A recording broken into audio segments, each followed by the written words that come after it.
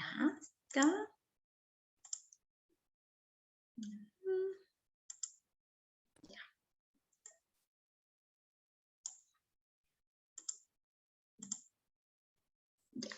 Entonces, el día de hoy vamos a trabajar acerca de la respiración celular. La respiración celular tiene importancia biológica. ¿Por qué tiene importancia biológica? Porque primero es la fuente de CO2 natural. Usted sabe que durante la respiración, primero nosotros absorbemos oxígeno y liberamos dióxido de carbono. Ese dióxido de carbono se pierde en el espacio. ¿Y quién captura ese dióxido de carbono? Los captura la planta. Y dentro de la planta, ¿qué se forma a partir del CO2? A partir del CO2 se forma el alimento que sirve a la planta para que ésta pueda, o la materia prima que necesita la planta para que ésta pueda fabricar su propio alimento. Tenemos en cuenta que los únicos organismos autótrofos dentro de nuestro planeta son las plantas. Y debido a esa característica, ellos son iniciadores de toda cadena alimenticia. Si no hubiera plantas en nuestro planeta, no habría vida. Y no solamente porque ellas nos proveen de oxígeno, sino que toda cadena alimenticia inicia con un organismo que ha sido capaz de comer a una planta. Entonces, dentro de una cadena alimenticia hay un herbívoro, un carnívoro que come carnívoros, un supracarnívoro, de ahí vienen los desintegradores. Toda cadena alimenticia empieza de un herbívoro. No existe cadena alimenticia en donde comienza de un carnívoro y termina en un carnívoro. Entonces, por eso, las plantas son indispensables dentro de todo ecosistema. También la respiración es un proceso que va a permitir transformar la energía química en energía mecánica. ¿Cómo energía química? La energía que se encuentra almacenado en los alimentos va a transformar en aquella energía que va a permitir que cada una de nuestras células cumplan sus funciones vitales. Si, por ejemplo, tú a la célula le das directamente glucosa, a la célula no le sirve de nada.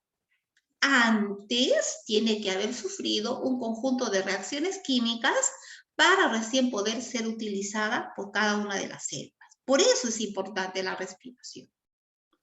Ahora, entonces, ¿qué cosa es la respiración? Desde el punto de vista bioquímico, es un proceso catabólico. Ya me olvidé que era catabolismo, Miss.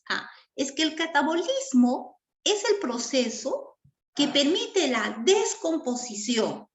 También puedo decir la fragmentación de una molécula grande y lo transforma en una molécula o en varias moléculas pequeñitas. ¿Ya? Ahora, después de ese proceso se libera energía. Por eso se dice que es un proceso exergónico. ¿Ya?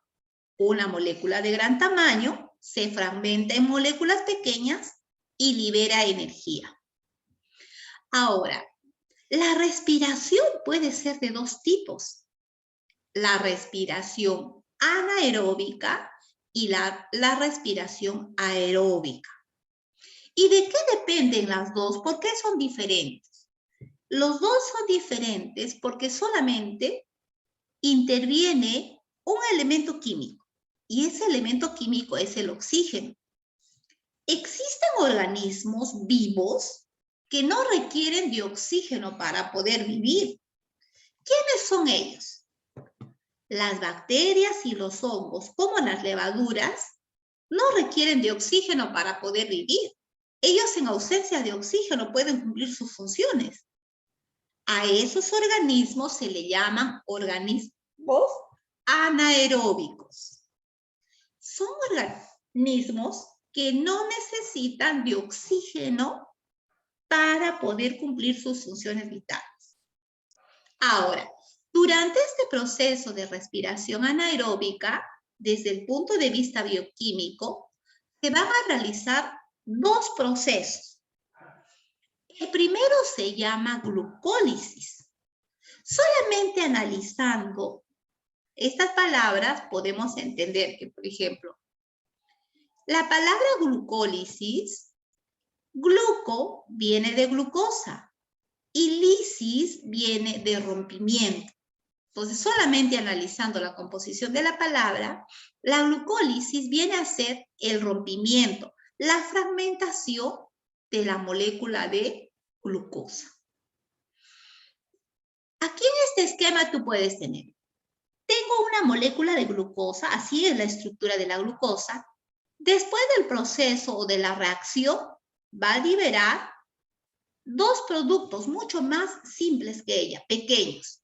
Estos dos productos, ¿cómo se llaman? Piruvatos. Entonces, durante la glucólisis, una glucosa se fragmenta, dando origen a dos moléculas simples llamados piruvatos. ¿Ya? Ahora, el otro proceso se llama fermentación. El término fermentación es muy conocido por ustedes. Han escuchado, por ejemplo, la leche se fermenta, el jugo que dejamos en pleno verano se fermentó. ¿Qué es la fermentación? Es un proceso donde la glucosa que está contenida en una sustancia se fragmenta, liberando ácido pirúvico, liberando ácido pirúvico. Ahora, esta fermentación puede ser de dos tipos. Dependiendo de qué son de dos tipos. Esta fermentación es de dos tipos dependiendo del producto que se obtiene a partir de ella. Si en la fermentación yo obtengo como producto alcohol etílico, me voy a referir a la fermentación alcohólica. Fermentación alcohólica. ¿Dónde se realiza esta fermentación alcohólica? La fermentación alcohólica se realiza en las bebidas alcohólicas. En toda bebida alcohólica fabricada de manera natural se produce fermentación alcohólica. ¿Cómo mira, a ver. Cuando, por ejemplo, elaboramos chicha de jora, solamente hablemos chicha de jora. La jora es una variedad de maíz que bajo ciertas condiciones se almacena con cierta cantidad de agua en un recipiente totalmente cerrado. Entonces, si yo cierro herméticamente ese recipiente, no va a haber oxígeno. Y por la gran cantidad de glucosa que va a haber en esa harina, inmediatamente se empiezan a desarrollar unos hongos llamados levaduras. Entonces, la glucosa y los hongos llamados levaduras empiezan a reaccionar y empiezan a producir numerosas reacciones químicas. Primero glucosa, de ahí piruvatos, y de ahí reaccionan y van formando alcohol etílico y CO2. Yo no sé si alguna vez usted ha visto cuando tienen una botella de chicha de jora y lo abren.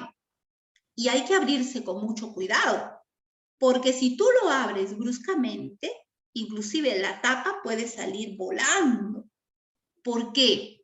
Debido a la reacción que hay entre la glucosa, el producto de la levadura, se produce gran cantidad de CO2. Y ese CO2, ese es el gas que sale de manera efervescente e inclusive pues, con una gran presión. Ahora, cuando nosotros fabricamos vino, la materia prima, esa sustancia que me va a dar la glucosa, va a ser a partir de la uva. Hay otras bebidas, como por ejemplo en la selva el masato. La glucosa, el producto inicial del cual yo voy a obtener el fermento, será pues la yuca. Luego la caña, en la sierra se prepara el cañazo. También la glucosa que me va a permitir esta fermentación es la caña. Y en un ambiente totalmente cerrado, por intervención de los hongos como las levaduras, entonces se van a producir alcohol etílico, dióxido de carbono y esta energía que nos necesitamos. En el caso de la fermentación se forman 2 ATPs. Esta es la energía que se libera. ¿Ya? Entonces, la fermentación alcohólica produce o tiene como productos el alcohol etílico y el dióxido de carbono. ¿Ya? Pero existe otro tipo de fermentación y es la fermentación láctica. Pero no vayas a creer que porque este término dice láctico, ese es el fermento que se produce en la leche. No, este es un tipo de fermentación diferente. La fermentación láctica es un tipo de fermentación que se realiza a nivel de los músculos y el hígado. ¿Y qué se produce en ellas? Nosotros habíamos comentado que cuando, por ejemplo, mi cuerpo almacena energía, yo, por ejemplo, he comido gran cantidad de carbohidratos o sustancias alimenticias en exceso, mi cuerpo los almacena a nivel de mis músculos. Y usted debe haber experimentado, por ejemplo, cuando nosotros hacemos ejercicios, nuestro cuerpo empieza a quemar todas esas sustancias de reserva que tenemos. Y mientras más ejercicios yo hago, mis reservas se queman mucho más. Ahora, pero si durante un día yo, por ejemplo, he sometido mi cuerpo a intensos ejercicios físicos, ¿ya? Intensos ejercicios físicos, y yo siento un dolor en mi cuerpo, entonces, ¿a qué se debe el dolor? Si yo no me he caído, nadie me golpeó, solo hice ejercicios.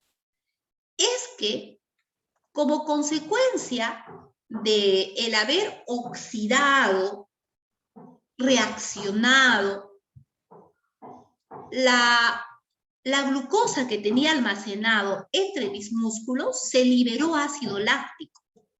Y este ácido láctico produce el dolor que yo puedo sentir.